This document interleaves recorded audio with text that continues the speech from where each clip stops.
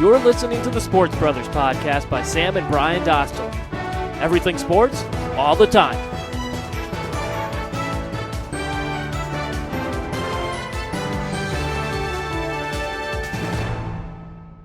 Touching hands, reaching out, touching me, touching you. Sweet Caroline, good times never seem so good. And that was one of our all-time favorite songs, at least mine, Sweet Caroline by Neil Diamond. Great song. It's all right. It's all right. It's halfway decent. Halfway decent. Well, Heard better. Well, Sweet Caroline's always played and going to the bottom of the 8th inning at Fenway Park. It's been tradition for about 8 years now. And, yeah, I do Did you enjoy look that up? No, I knew that. I'm pretty sure it was like 7 last year because when Neil Diamond's sung it after the Boston Marathon and the bombing and stuff like that, I think I remember hearing that then. So That's cool. yeah. Good All right. story. Yeah, it is a good story. All right, so as always, you know the two people. I'm Brian Dostler, joined along with Sam Dostler for the Sports Brothers podcast, and today is Friday, June 13th. Ooh, Friday the 13th. Big deal. Yeah. Hey, you know what? We're starting to get recognition for being the Sports Brothers. That's true. People are recognizing us on the street. We were playing basketball yesterday. Yeah. Sam Hausman said, "Oh, the Sports Brothers in person." Yeah. It was a big deal to him. You know what? We are a big deal. We are. That's what it comes down to. We are. 16 views on the last podcast. Let's go. Woo! Yeah. So keep those views coming, folks. You know who else is a big deal right now? Who? And we're going to get into it later in the show. Martin Keimer. By the time you listen to this, his round will be over, but cruising along right now, 8 under at the U.S. Open, just peppering the ball down the first fairway here. That's the end of my golf play-by-play. All right, that was good, and that career's over. All right, and it is 10:29 a.m. Eastern Time here, and today we're going to get through a bunch of things as usual, as we will be discussing how the Rangers kept their Stanley Cup hopes alive. The San Antonio Spurs have taken to what seems to be a controlling 3-1 series lead over the Miami Heat in the NBA Finals. What's wrong with the Tampa Bay Rays? The World Cup started yesterday, and the U.S. Open, as we just mentioned, in our Stump the Bro question to end our show as usual. We're going to talk first about the NBA Finals, and Game 4 was last night. And, Sam, I mean, just really, especially these last 2 games in Miami, it's really been all about the San Antonio Spurs and how efficient their offense is. Yeah, it's been unbelievable, hasn't it? I mean, you look at Game 3 where they have that record shooting in the first half 75.8%, and then for the game they shoot nearly 60% at over 59%, and then last night they cool off and they shoot 57% from the floor. They just moved the ball, and watching the game last night and talking about it while it was happening, you see a lot of guys, they'll catch the ball and it'll settle in their hands almost for a second before they pass it on. It's just like touch passes to them, right? The ball never really settles in their hands. It's like it's just floats on the fingertips, and they just redirect it almost to the next guy, and they're always looking for the next open guy. And Boris Diaw, I mean, you know, everybody's known that he's been a pretty good player, but boy, he is passing the ball so well. Nearly got a triple-double in last night's game. Finished with 8 points, 9 rebounds, and 9 assists. 9 assists led the Spurs, and in fact, he led all players with those 9 assists. And you mentioned Diaw, he had the 9 assists. The Heat had 13 as a team, so he almost had more himself. But back to the passing as a team. All the Spurs players, they know exactly where everyone else is on the floor. That's a great high basketball IQ. There was a couple plays I want to mention. In the first quarter, Tioga Splitter, he caught a pass in the middle of the block, and he immediately turned to his right and passed it to an open Patty Mills who's coming off a Tim Duncan screen, a Diaw screen, and he gets a wide open 3. It's little plays like that. They know where guys are, and I mean, yes, you can blame it on bad Heat defense, but it's really just great offense for the Spurs. It is. I mean, the Heat are a good defensive team. They have been for years. They are a little bit older this year, but it's all about what the Spurs are doing. It's what the Spurs are doing. They're sharing the ball, like we said so well. 25 assists in the game for the Spurs on 40 buckets. That's what I always look at for the Spurs too, and I Right. always start looking at that for other teams as well when I'm looking at box scores. Because I mean, when you're sharing the ball and you're passing the ball around the key, down the block, and 25 assists, that's a ton. That's a lot. It's phenomenal. And another play, because last night I was at Spencer Davis' house watching this game. I didn't have a chance to do the talent stats, so I was kind of really just analyzing the games and the plays really the first time, where especially when it's a blowout, you kind of do that more, at least for me. And there was one play where Danny Green came off his screen from Splitter. He caught the pass, and when he caught it, there was 3 different options on this little play. Danny Green could have taken the jump shot. He could have passed it down with Splitter, which he did. And Splitter was double teamed, so he passed it to a wide open Boris Diaw for a dunk. It's little plays like that. I mean, 3 different options on. And that's not the only time something like that happens. No. I mean, that's pretty much every single Every time single down time. the floor for the Spurs. They have multiple options. Guys just continuously moving. Makes them very, very tough to defend. And on that play, when Diaw was wide open, it was because Chris Bosh decided to double team Diaw on the block, and it left Because him wide Diaw's open. been effective. Yeah. You have to. And that's what makes the Spurs so good, is that every guy on the floor has the ability to score. Last night, everybody who played in the game, let's see, I think 13 different guys played in the game. 13 guys scored. All 13 guys scored last night for San Antonio. And, you bring in a guy like Matt Bonner. He can knock down the three, so you have to respect him. There was a couple times he caught the ball, gave the pump fake, drove into the lane. One time he hit a little floater in the middle of the lane. Another time he made a nice pass for an easy score. A guy like Marco Bellinelli, who only scored 4 minutes, can score off the bench. Obviously, everybody knows about Manu Ginobili. Patty Mills, a guy who was inactive in 4 games in the NBA Finals last year. He has been nothing but huge in every single game for the Spurs. Had 14 points last night, 5 of 8 shooting, 4 of 6 from beyond the arc. So when you just have all these guys who come in and do what they need to do, They understand their roles. they know their roles, and then they perform. And something that I was talking about during the game last night, Greg Popovich, they were talking about, when Danny Green messed up on the closeout. I think it was a Ray Allen three-pointer. He jumped on his attempt to close it out, and Popovich got into him a little bit, but Danny Green came off the floor and was into the game on the bench and engaged. Manu Ginobili was going to come in at the start of the third quarter for Danny Green. Normally when a star player gets pulled back like Popovich pulled Manu back, they'd get upset, but Manu went back, put on his warm-up jersey and sat on the bench, immediately back in the game. And that comes from the culture that the Spurs have. Greg Popovich, he treats everybody the exact same way. He'll tear into Tim Duncan the same way he's going to tear into Corey Joseph. And when you treat everybody equal, it really creates this sense of team. And you're seeing that. You hope more teams watch the Spurs and realize that if you buy into the team element, the greater part can be bigger than the pieces sometimes. And in the 2 road games for the Spurs in Miami, they've outscored the Heat by a total of 40 points, which is an NBA record in 2 road games in the NBA Finals. And I mean, that really just says it all. And just a little about Game 3. The Spurs shot 75% in the first half. They did finish with 59%, as Sam mentioned. But it was Kawhi Leonard, who the last 2 games he had 29 points, which was a career high, and 20 points last night in Game 4. And he had 16 points combined in the first 2 games. And we had mentioned, Sam, that Kawhi Leonard needs to step up for the Spurs, and he certainly has. He certainly has stepped up. Fantastic in Game 3, and really just as good last night. Almost 20 points, 14 rebounds. His 4th double-double of the playoffs. Had that monstrous put-back dunk late in the first half. And he did a good job on LeBron for that first half. LeBron did explode in the second half.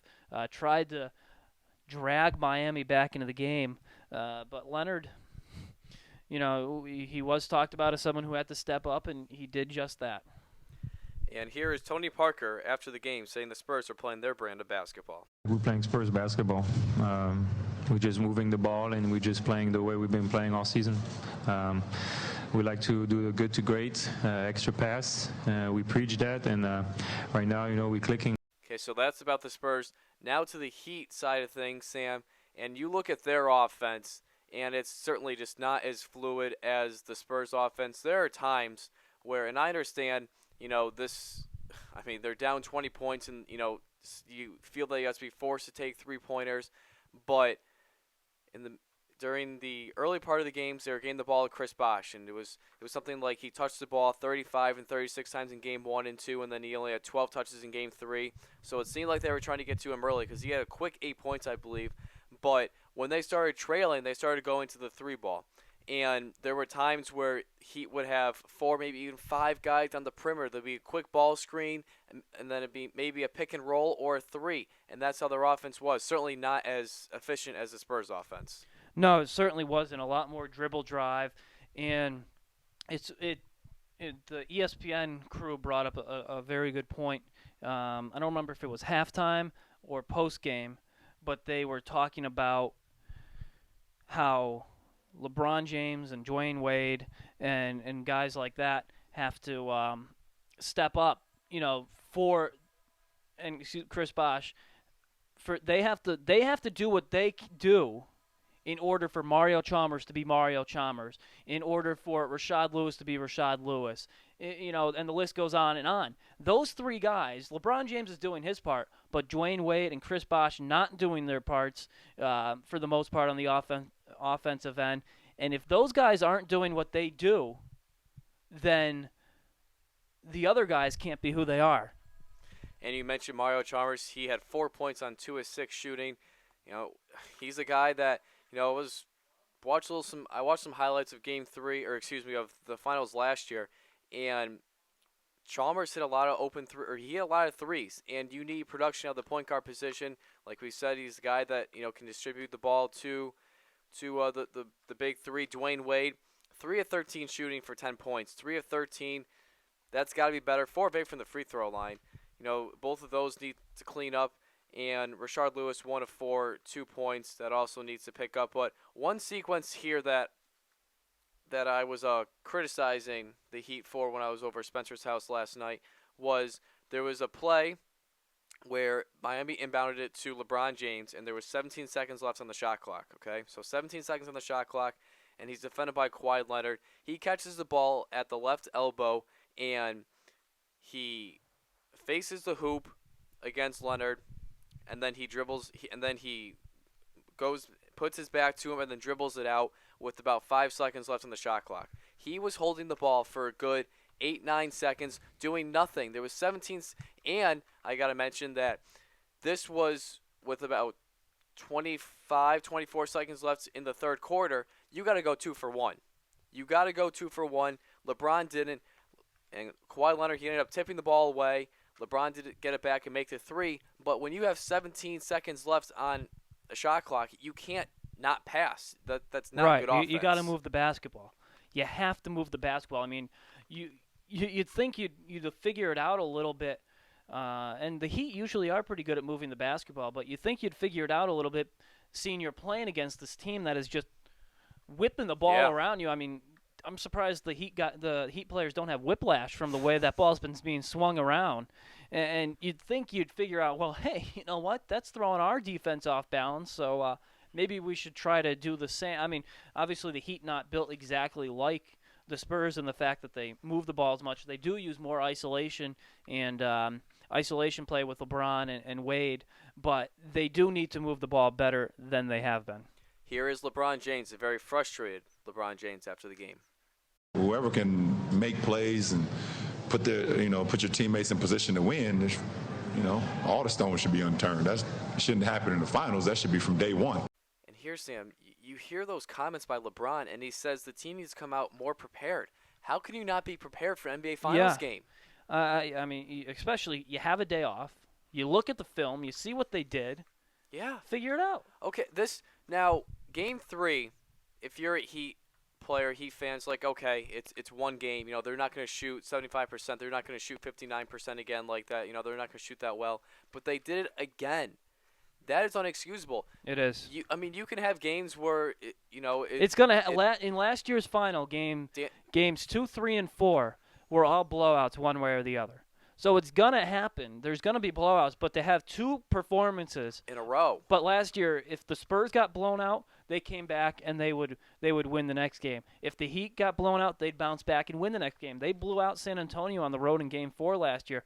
But to have two performances like this is inexcusable in the NBA Finals. They could have been swept if the Spurs didn't miss those 4 straight free throws in game number 2. Yep.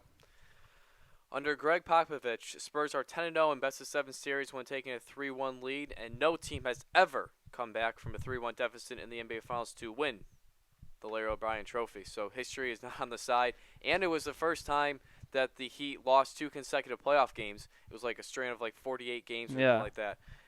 An interesting tweet by Darren Rovell of ESPN just on the TV viewership. 47.4% of San Antonio watched the game last night, Game 4, while only 28.8% of Miami did. Just thought it was a little interesting. I guess they're watching the Marlins. I don't know what else they'd be doing in Thursday night. What do you think they're doing? That's true. That's true. They're doing Miami. Yeah, they're doing Miami.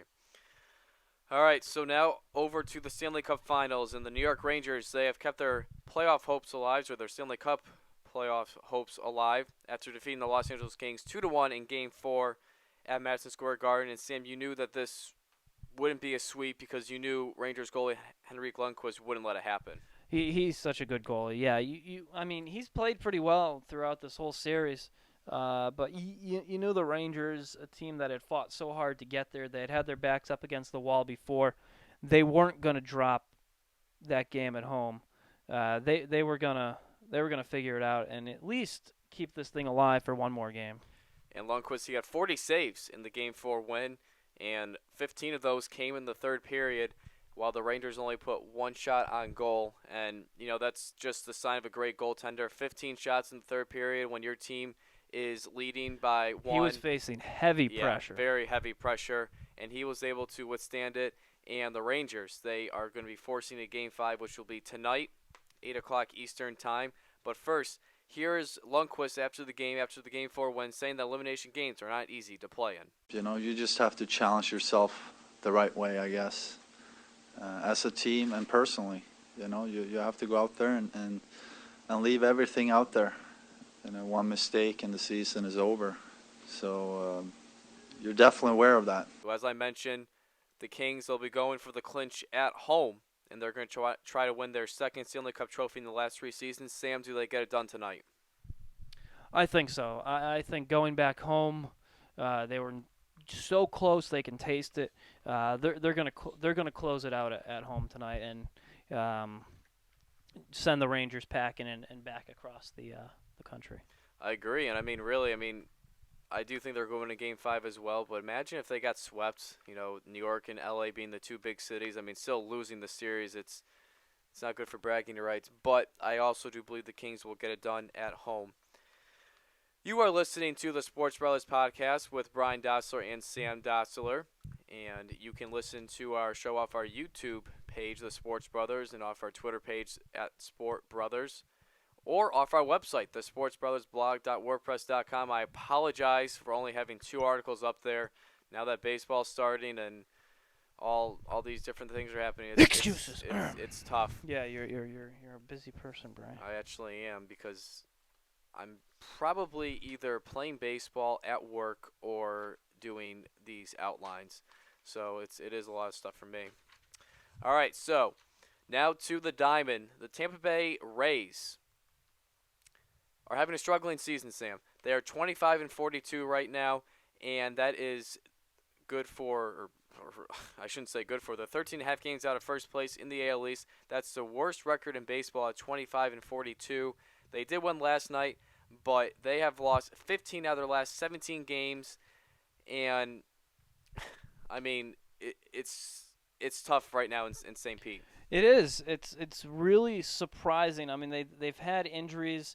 Matt Moore is out for the season. He needs to get Tommy John surgery. Alex Cobb missed an extended period of time. David Price hasn't been right. But yeah, they've always found a way to at least have themselves be competitive under John Madden, but it's just not happening this year. They haven't been able to figure it out. They've never been a great offensive team. But this year they're just playing Not good they're- baseball. they've despite not being a good offensive team, they've lived on their pitching, which hasn't been as good this year, and they've always gotten the timely hits. They're not getting that this year either. And when you're not getting one or both, it really makes it difficult to win. And also mentioned in the injury list is Will Myers and Ben Zobrist. Will Right. Myers, he got injured for that walk-off against the Red Sox with Brzezinski. He's still out there. And a pitcher that's in, you may have forgotten, Jeremy Hellickson. He hasn't pitched all season because of shoulder surgery, and he's another guy. I mean, that's 3 pitchers right there, Matt Moore, Hellickson, and Cobb, that have been out for at least part of this time, and Moore's going to be obviously out for the year. Cobb, he is back, but he's 1-4. He will be pitching tonight at Houston for the Rays. But Hellickson, a guy that has been a solid pitcher for the Rays in the past, and he hasn't pitched this year. Yeah, and a very good young pitcher, someone that people thought very highly of when he came into the major leagues, and he had performed pretty well in his first few seasons. But when you lose, like we said, Cobb for a while, and then Hellickson and Matt Moore, who's one of the great young lefties in the game, it makes things extremely tough. James Loney, he has the highest batting average on the team at 286. I mean, that's 286 with the highest batting average. That's not that good. No, it's not. It's not. Longoria, I mean, at this point in the season, he has 7 home runs, and that's your team high. That's also not good. You go on the pitching side, and David Price leads the team with 4 wins. Chris Archer, he is a solid young pitcher, 3.42 ERA. He is a good number 2. He stepped up with the other injuries, but they need help as soon as they can. And at this point, 13 and a half games out of the AL East, it's not looking good in Tampa. And Rays manager Joe Madden, he even brought a medicine man in. He brought a Seminole medicine man in earlier this week. Joe Madden, he's always trying different things. And maybe the quirkiness has run out a bit. It was 77-year-old Bobby Henry tried to help out the Rays with whatever his spiritual, his philosophies, whatever. And I was reading an article on ESPN. It was saying that, Henry told Matt, he's like, it's going to rain tonight when the Rays go up to bat. He's going to make it rain in Tropicana Field. Obviously, it's a dome, so it can't actually rain in there. But when the Rays came up to the bat in the bottom of the first inning, it rained outside. So Madden was kind of creeped out a little bit there. I would be. Yeah, I mean, I don't even think rain was even in the forecast that day, and it rained somehow. Well, it's Florida. That's true. It's Florida. Hey, but anyway, so I can tell you it's going to rain again at some point today. yeah, in Plainville, Connecticut. Yeah, and it will. Yeah, Mhm. because there's 90% chance of rain Yep. at like 2 p.m. Hey. So. Just telling you. All right, so the Rays, they started a 3-game series in Houston tonight, so maybe they can right the ship there against George Springer in the Houston Astros. Houston played really well, though. Yeah, they are. Playing very good baseball. 31-39, a walk-off win last night, or was it 31-37? 37. 31-37. They're 9 games back. Yeah. Chris Carter, a walk-off last night. They're playing some good baseball. And what division are they in, Sam? They're in the AL West. Yeah, I know. You see, Okay. I keep getting them confused because they used to play in the NL Central, so Yeah, I keep yeah, saying AL Central, and I know they're in the West. All right, so now to some football, some soccer. The World Cup, which started yesterday, last night in Brazil, and it was the host team that took a 3-1 victory over Croatia.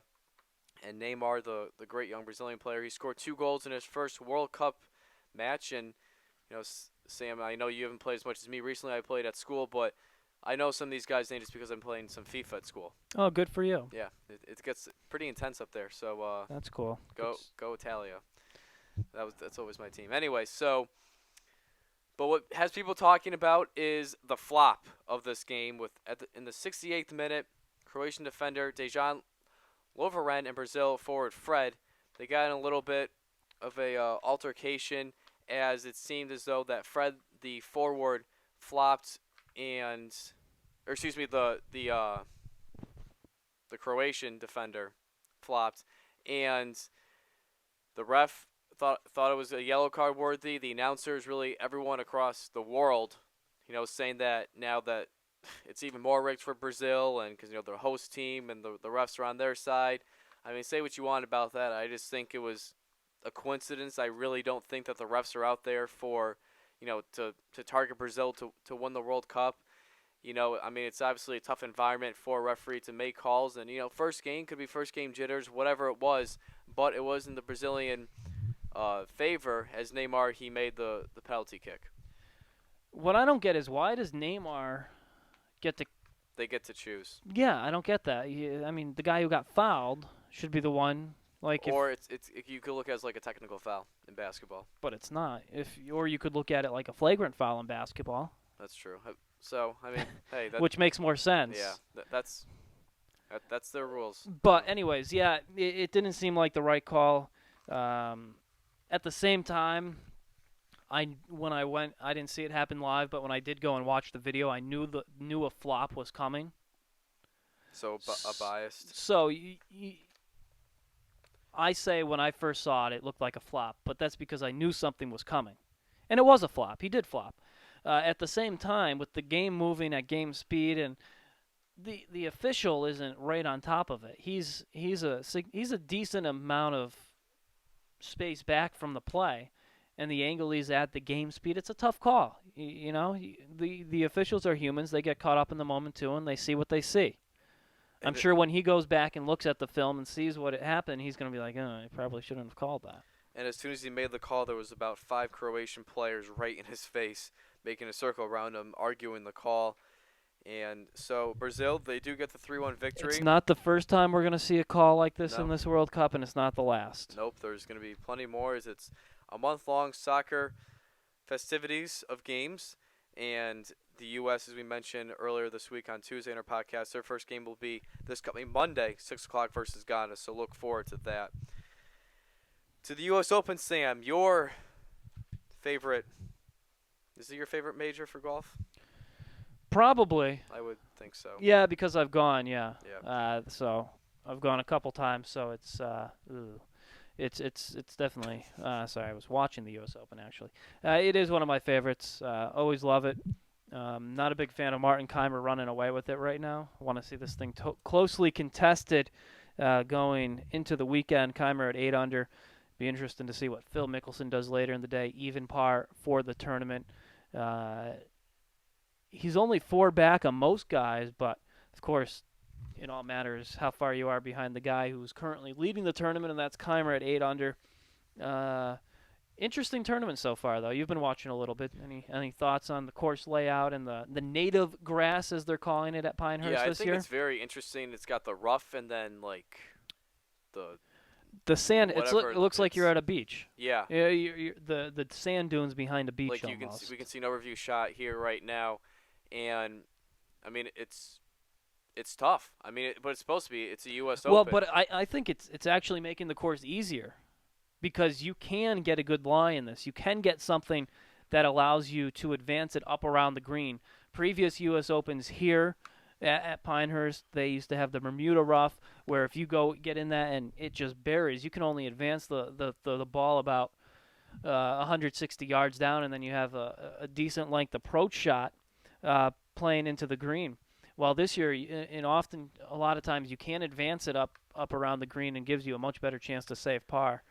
So I think with the greens being more receptive the last couple days, being softer because of some rain they've had, it's given players like Martin Keimer, if you're playing well and if you're putting well, it gives them the ability to go low. And that's the thing right now. Keimer, he's hitting some bombs. Yeah, he is. I mean, everything's dead center with him right now. You take advantage of the fairway, and it's going to roll. That ball's going to roll. Another thing I mentioned, the greens are very hilly. They call them the turtleback greens. Okay. That's a Donald Ross thing. That's how he designed these greens. So it's very tough to keep the ball on the green. A lot of places the ball will roll off. Watching the ESPN pregame shows on Tuesday and Wednesday, Scott Van Pelt, Andy North, they brought out a cooking bowl, one of those silver big cooking bowls, to show, and how hard it is to keep a golf ball on one of those big cooking bowls. In most cases, it's going to roll off, but if you do get it in the right spot, it'll stay, and that's what these greens are like. You have to hit it in the right spot, otherwise it's going to roll off into the green side areas where you have to chip off tight lies, or it's going to roll into the bunkers, and we've seen it be tough out of the bunkers too. All right, so that is the 114th U.S. Open at Pinehurst number 2 in North Carolina. So we will be talking about the winner on our next podcast, which will be Monday, this coming Monday. And now, Sam, it's time for our favorite segment of the day. It's time to stump the bro.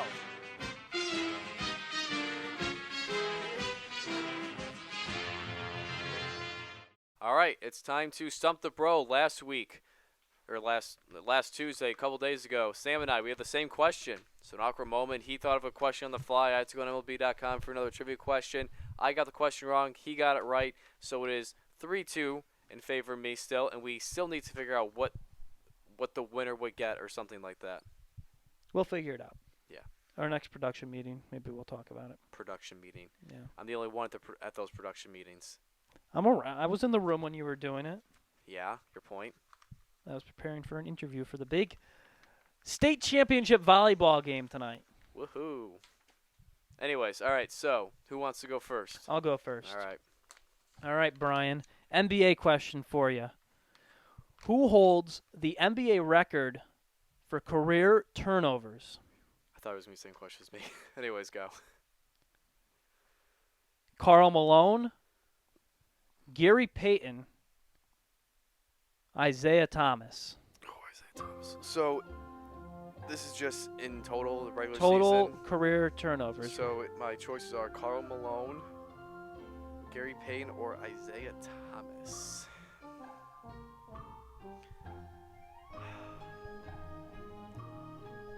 I'm going to go with... I have that soundtrack. I'm going to play that, actually. I will. I'm saying I'm going to play this soundtrack, and it's going to be played.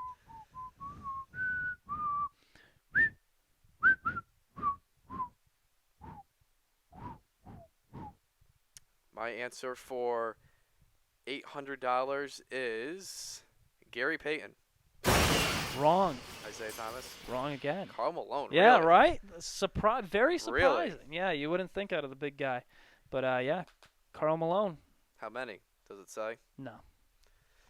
All right. But we can look that up for you. We will have that by the end of the show, how many career turnovers Karl Malone had. Okay, so, Sam, my question to you is, with the San Antonio Spurs shooting so well in games 3 and 4 of the NBA Finals, it made me want to research a little bit more into that. So which team has the highest field goal percentage in an NBA Finals game?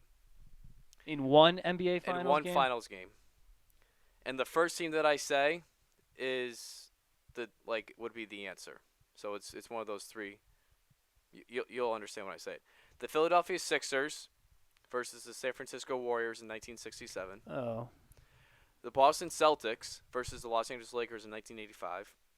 Or the Orlando Magic versus the Los Angeles Lakers in 2009. Orlando Magic. Did you know that? I heard that they had they shot really well, so 3-3, baby. It is the Orlando Magic. They shot 63% in Game 4. Yes, it was Game 4 of the NBA Finals in 2009. That was their only win of those finals. Tough to lose a game when you shoot that Yeah. well. Karl Malone, in his career, 4,524 turnovers. For a big man. Yeah. Led the league in turnovers with 325 in the 87-88 season.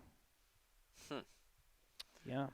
Well, then I guess I'm a game up for next week. I'm on a 2-game losing streak right now, 2-match losing streak, whatever you want to call it. See, you sound like some of the people talking about the NBA Finals right now, where you're blaming it.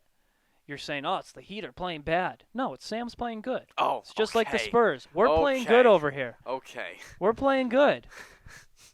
Let's go. 3-3, baby. Let's go.